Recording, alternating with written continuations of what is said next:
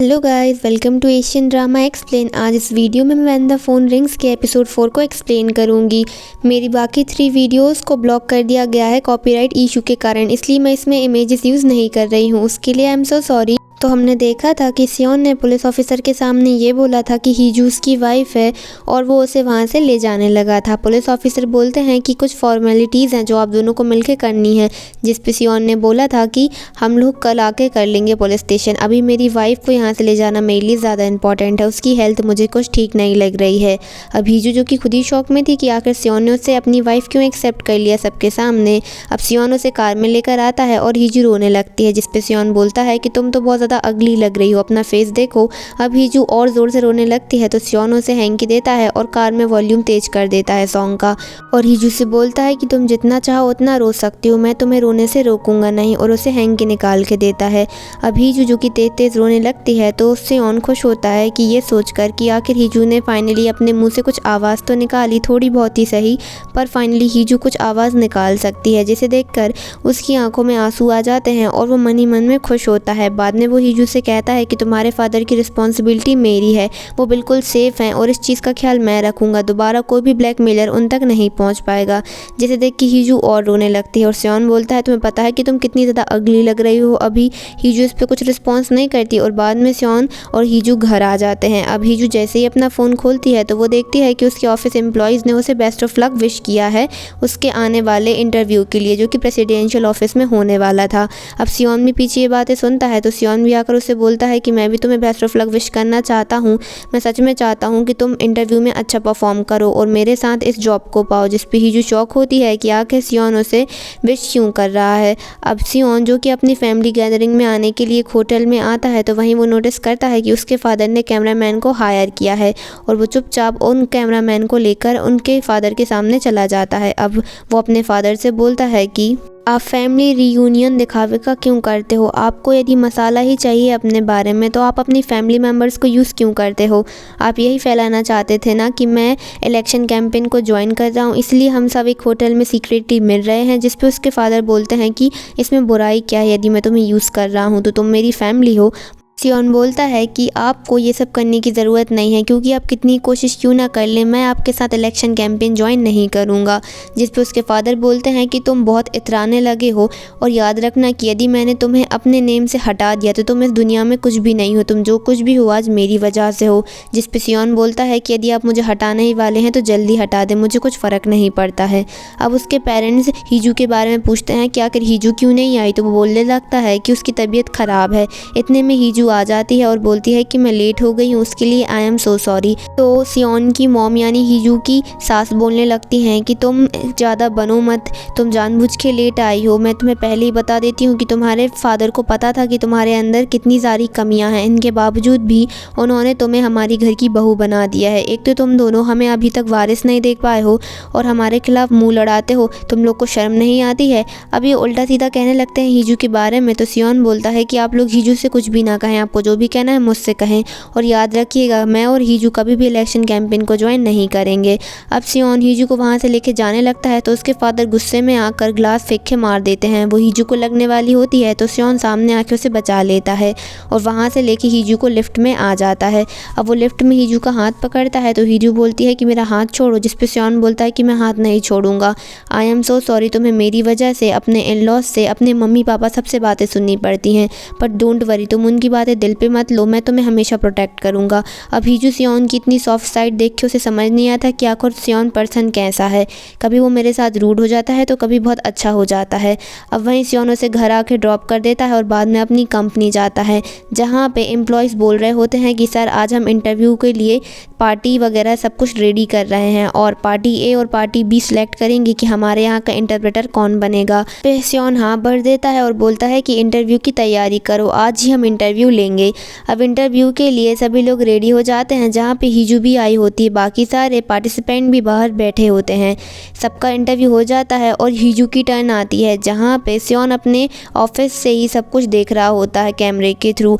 बाद में जैसे हीजू की टर्न आती है तो हीजू सियोन की सारी वीडियो वगैरह की साइन लैंग्वेज बहुत जल्दी जल्दी डब्ड कर देती है और फिर सियोन नोटिस करता है कि हीजू उसके बोलने से पहले ही साइन लैंग्वेज वगैरह बनाने लगी है और वो ये नोटिस करता है कि उसके शब्द शब्द मुंह से बाहर नहीं निकल पाते, लेकिन उससे पहले ही जो अपनी फिंगर से साइन लैंग्वेज वगैरह को डब्ड कर देती है। उसकी सारी बातों को इतने फास्टली डब्ड करती है तो जिसे देख के सियोन शॉक होता है, तो वो नीचे आने का डिसाइड करता है जहाँ पे हीजू का इंटरव्यू चल रहा होता है। अब हीजू से वो इंटरव्यू में पूछने लगता है कि आप मेरी जितनी भी बातें हैं मेरे कहने से पहले ही आप कैसे साइन लैंग्वेज में बता दे रही हैं लोगों को, इसलिए मैं आपको दूसरी वीडियोस दिखा रहा हूँ जो कि रैंडम ईयर्स या रैंडम सी क्लिप को यूज़ कर रहा हूँ, आप उनको जल्दी जल्दी डब्ड कीजिएगा। जिस पे हीजू सारी वीडियो को जल्दी जल्दी डब्ड करती है, चाहे वो कोई भी ईयर की हो या कोई भी मीटिंग की हो। जिस पे सियोन बोलने लगता है कि तुम ऐसा कैसे कर सकती हो, तो हीजू बोलती है कि मैंने आपको अपने अंदर एकदम ऑब्जर्व कर लिया है, मैंने आपकी वीडियो को देख देख कर ही साइन लैंग्वेज सीखी है। आप बोला करते थे और मैं आपकी वीडियोस के थ्रू साइन लैंग्वेज में जल्दी जल्दी चीज़ें डब किया करती थी। मैंने आपको बहुत अच्छे से स्टडी किया है, आप कोई भी वीडियो चला लीजिए, मैं आपको उससे पहले ही डब्ड करके दिखा दूँगी। आपको कुछ बोलने से पहले ही मैं आपको समझ सकती हूँ, आप कुछ बोलने वाले हैं, इस चीज़ का अंदाज़ा मुझे पहले से ही हो जाता है। जिसे देख के सियोन एकदम शॉक हो जाता है और हीजू का इंटरव्यू यहाँ पे ओवर हो जाता है। अब सियोन ऑफिस में ऊपर आता है और उसकी आंखों में आंसू आ जाते हैं, ये सोचकर कि हीजू ने उसको कितने अच्छे से स्टडी किया है, उसके कुछ बोलने से पहले ही वो उसकी सारी बातें समझ जाती है।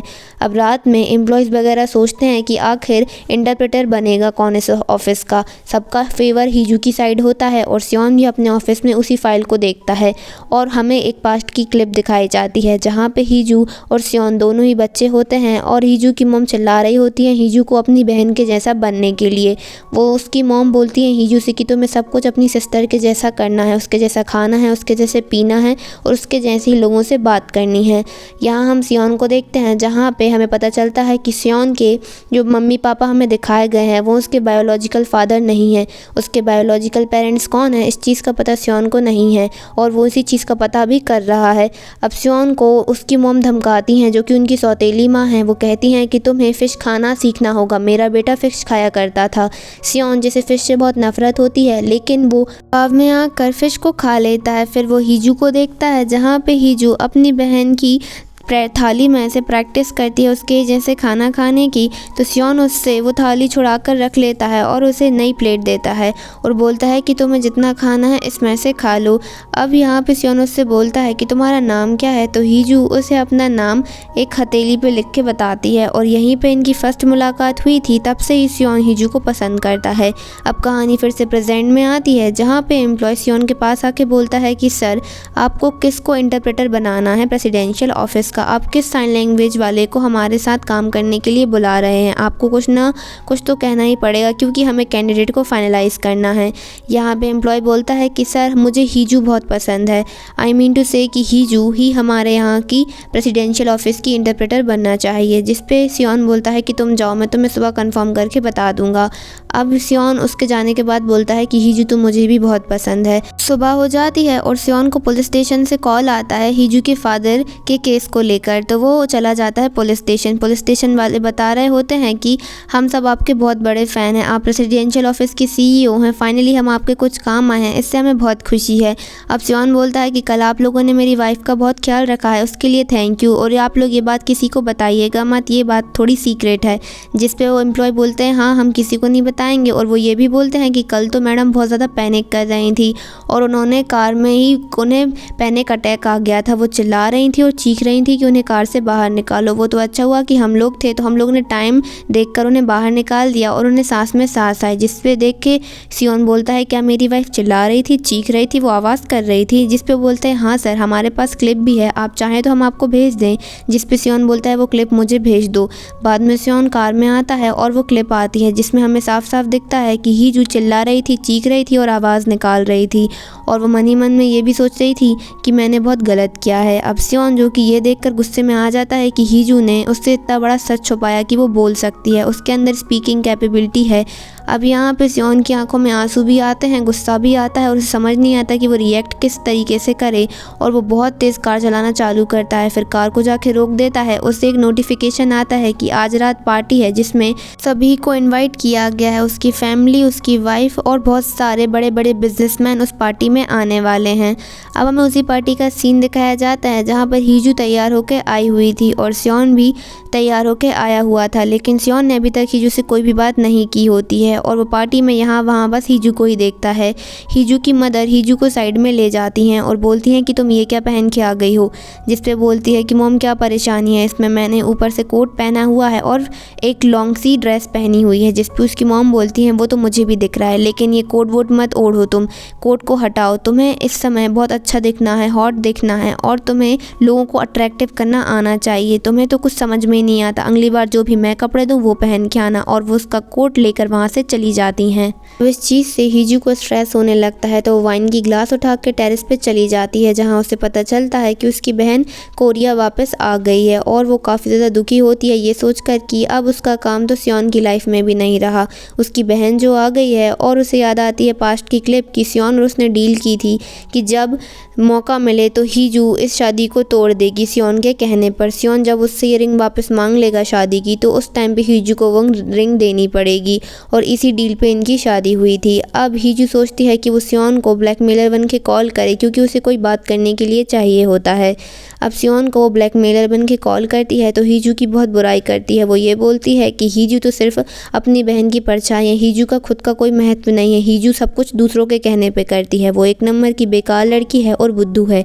अब सियोन जो कि इसका अपोजिट बोलता है और कहता है कि हीजू सबसे अच्छी लड़की है, इन सारे लालची ग्रीडी लोगों में से यदि मुझे कोई शांति का एनवायरनमेंट दे सकता है तो वो हीजू है। हीजू एक ऐसी लड़की है जिससे कोई भी इंसान पसंद कर ले। अब हीजू मन में सोचती है कि यदि ऐसी बात है तो आज तक तुम और मेरे बीच में प्यार क्यों नहीं हुआ, और उसकी आंखों से बहुत आंसू बहते हैं।